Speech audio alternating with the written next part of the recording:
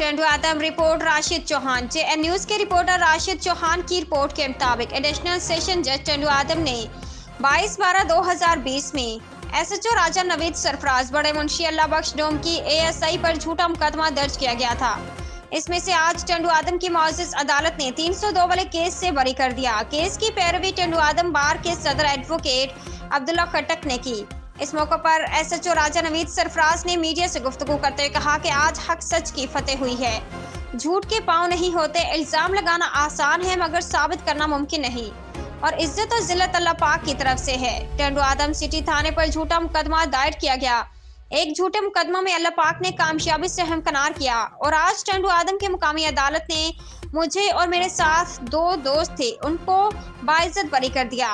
और मजीद राजा नवीद सरफराज ने कहा कि मैं अपने तमाम दोस्त अहबाब का मशकूर हूँ जिन्होंने मेरी हौसला अफजाई की और मेरा भरपूर साथ दिया।